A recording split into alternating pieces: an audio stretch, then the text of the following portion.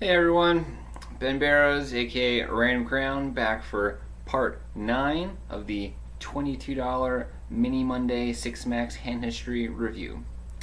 If you guys remember from part 8, we just shippity dipped over the 2 milli mark with our jacks when we called down a donk leader who had just ace high on a 4 straight board. And if you don't remember that, it means you haven't seen the video, so please go back and check that out before watching this one. And while you're at it, please go and watch any other videos you haven't seen so we can all be properly caught up and on the same page. Now we have Deuce 8 suited here in the BB. We get a raise here from the SB and decide to let it go. And I think this is an interesting spot because I think it's definitely a call. I didn't really learn, I guess, the exact ranges that we should be defending here until after I play this tournament, but now that my knowledge is more up to par, might as well share it with you guys. Yeah, whenever they raise 2.5x here and we have a suited hand in the BB, it's just an auto call. We're just getting good odds in position, with a hand that has some okay equity. And we ended up pulling 5-3 off in a similar spot in the last video. We were not as deep though, and I think 5-3 off plays worse post than 8 deuce suited. So I think that was an okay one to let go, although I think you still could make the argument for calling. But I think you always have to defend the deuce 8 suited here, especially when we're 30 BB plus effective. But we just decided to knit it up there and let Raymond have one. I guess our strategy was to just kind of avoid playing, marginal pots with the bigger stacks and just try and slowly steal the blinds and, just kind of go after shorter stacks, like just going all in there with the king 10, just waiting for, just easier spots to go with rather than playing, deuce 8 suited against like a stack that covers us. Which I think is fine, but, still sometimes you just gotta trust the math in these situations and, just make calls, see flops just because you got the right odds to do so and make a hand every once in a while. You only have to win it every so often, to make, calling every time worth it. 6 jack here.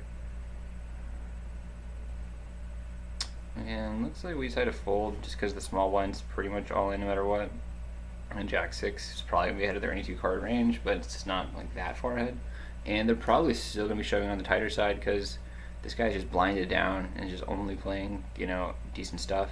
He's not adjusting accordingly, so he may even fold some stuff that jack 6 is ahead of and just go with the stronger portion of his range. Just go in there even though it's only like 3 blinds effective and it sounds ridiculous. And he did show with king queen, so I think, it should be taken with a grain of salt, but it doesn't really matter. Now we have ace 9 suited because it was for so few chips. And now we have an interesting spot. We limp the small blind, the BB 3x ISOs, and we just limp ship it for like a little under 32 blinds.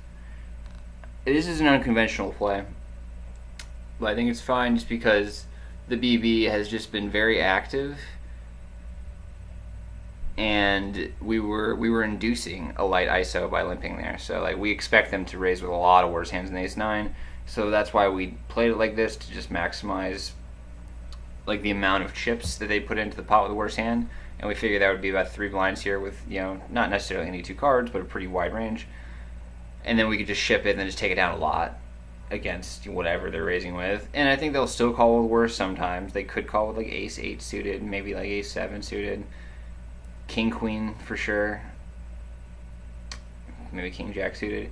Like there's a few hands that they could call it off with here that we're ahead of. It's conceivable that they could call us with their worse hands, and they're just gonna fold so much. And even when they call us with better, like we're not in horrible shape. Like especially something else like a medium pair like pocket 7s, 8s, 6s. I mean, obviously we're kind of behind when they have ace 10 through ace king, but I think they're only going to have that. So, and obviously like 10s through 9s through aces, but again, like they only show up with those hands so often. I think they're going to be weighted way more towards air here. I think we just get this through a lot and we pick up, their 3 blind raise and then antes plus, I guess whatever we already put in there. So I guess there's over like 4 blinds to be won there just by check ship or limp shipping it. So I think this play has merit, but only against like overly active ISO orders and just like razors and 3-betters in general. I mean, I think what else we could do here is we could just open, like we could make it 3x ourselves or like 2.75x, and just juice up the pot out of position, and they'll flat more often just because they're in position and they have good odds. Or we could just call their ISO here. So I think those are the 2 main options. And obviously, if we open and they 3-bet us, then we have to be prepared to either flat or 4-bet jam. And we don't know how often they're going to be like 3-betting us light as opposed to just ISOing us light when we limp. So because I think their frequency of ISOing rather than 3-betting light is going to be on the way higher side, that's why I decided to limp rather than open, because I think we can more comfortably just jam it in over their ISO rather than jam it in over their 3-bet. But I mean, like, it's still an option. Like, we could just open, they 3-bet, we 4-bet jam. Like, we open to induce a light 3-bet. That could be our opening size, or opening plan, whatever. And when they do so, just jam over it.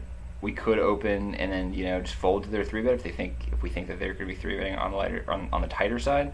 But I don't think we could ever really think that. So I think when we open, we have to be prepared to jam over their 3-bet, or I guess flat it if we're getting a good enough price, but never fold.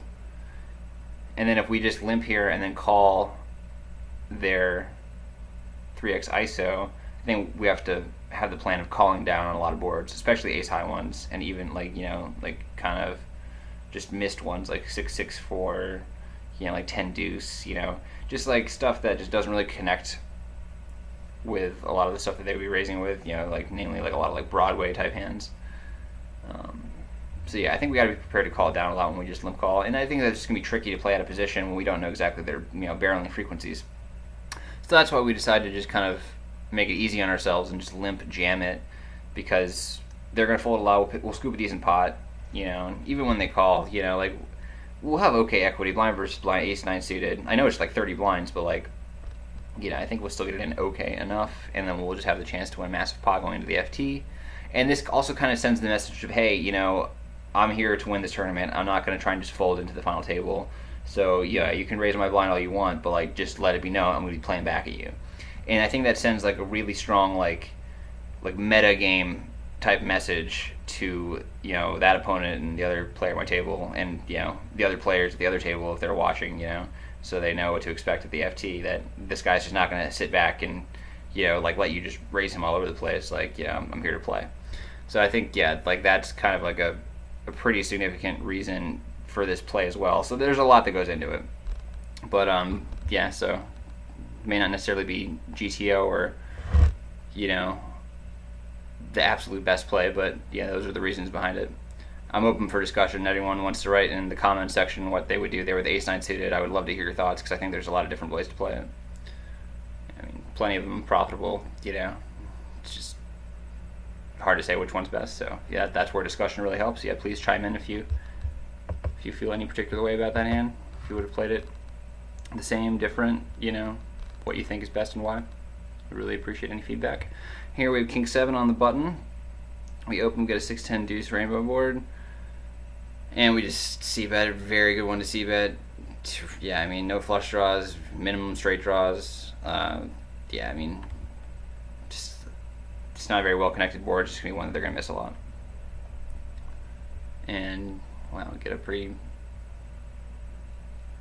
interesting spot there. Just open and a 3-bet, so we just have to fold our hand. Was it an open and 3-bet, or did he just limp and ISO massive? No, he opened. That makes sense. Now we have ace king in the SB. Button opens. We just decided to 3-bet rip it for a lot of chips, like about 30 blinds.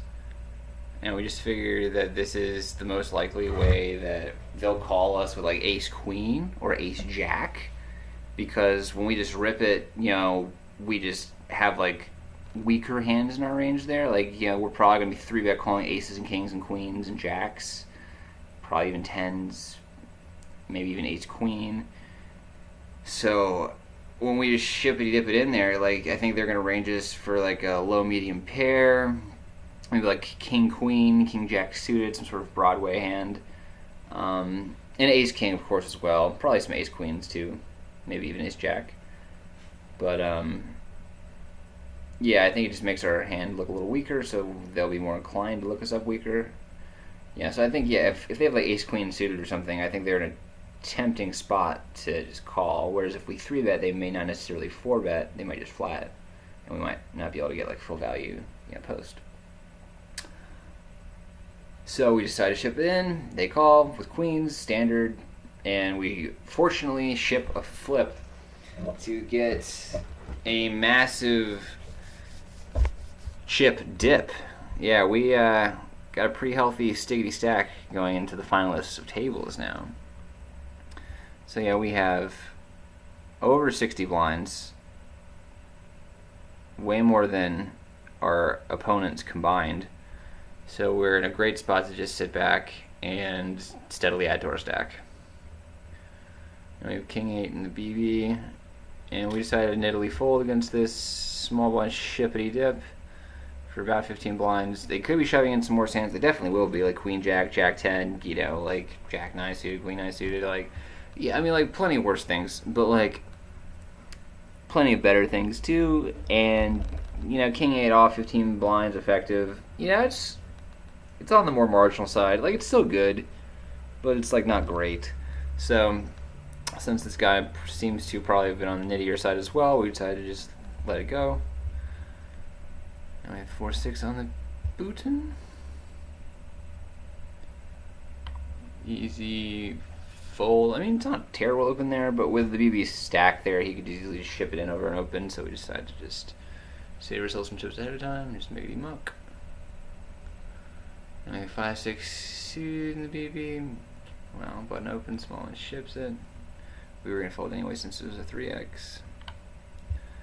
Queen 3 in the SB. Easy complete here. Don't really want to be like raise folding, because like, I mean, like, if when we raise, they have an okay stack to ship it, like what, like 27 blinds or so. So I mean, I think they'll ship it sometimes, flat us sometimes. And queen 3, you don't really want to be playing a bigger pot out of position with it. So we decided to just complete here. Just figure we can just take it down by just just betting out on most boards. And we definitely want to call rather than fold, because queen high blind versus blind is usually best. We lead out on this ace high one, and they just raise us, and then we're just done with it. Yeah, I mean, no point in continuing there. 3 10 of hearts on the button. Can't really do anything as Ami's cut off open. Nice hand, bro. I don't know, looks like we are at the FT now. Yes, so with that, I will conclude part 9 of the 22 Mini Monday 6 Max hand history review, and we'll be back soon with a FT shippity dip vid. Thanks guys for tuning in, and look forward to seeing you in the next one.